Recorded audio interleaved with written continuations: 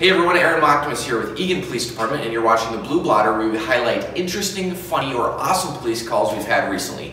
Although the weather was cold, we had plenty of hot calls in January, such as a drunk theft suspect crash into a concrete barrier and a man claiming shoplifting was his profession, with a 139-page criminal history to back it up. It's Blue Blotter time.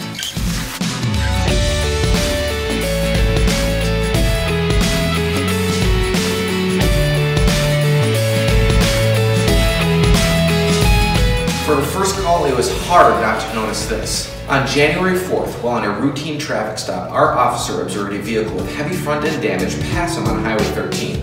The vehicle was smoking, had no headlights, and matched the description of a car that was used in a theft earlier in the evening. The officer stopped the vehicle and made contact with the driver. The driver's speech was slurred, he had very slow coordination and movement, and the pupils of his eyes were very small. When asked about his damaged car, the suspect told officers he crashed into a fence in a nearby park. Officers believed he was under the influence and asked him to submit to field sobriety testing. He refused and was taken into custody, where it was determined he was under the influence of narcotics. Further investigation revealed the suspect hit a concrete barrier along the roadway, and the car's bumper and license plate was left at the scene. Also, he was positively identified as a suspect in the theft. He was taken to Dakota County Jail. There was a whole series of bad choices on this next call. On January 12th, officers were called to a local business regarding a theft in progress.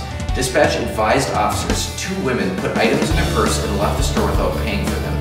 The suspects got into a vehicle and left the parking lot. Employees provided descriptions of the suspects and the vehicles they left in. Officers quickly located the car nearby and initiated a traffic stop. Through investigation, officers discovered the driver provided a false name in order to conceal her identity because she had 2 outstanding warrants. The passenger claimed she knew nothing of the theft. Officers brought store employees to the traffic stop location. They positively identified both females as the 2 who shoplifted nearly $900 worth of product.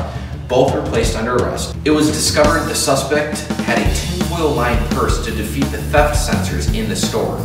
She was charged with felony possession of theft tools, gross misdemeanor theft, and driving after revocation. They were both taken to Dakota County Jail. Our next driver should have quit while she was ahead. On January 23rd, Officer Beckoff located a vehicle that had something hanging from the rearview mirror and obstructing the driver's view. He initiated a traffic stop and made contact with the driver. In speaking with the driver, Officer Beckoff discovered she didn't have a valid license and shouldn't be driving. He decided to cut her a break by giving her a ticket and allowing her to park her vehicle and walk to her house only blocks away rather than incur a costly tow bill.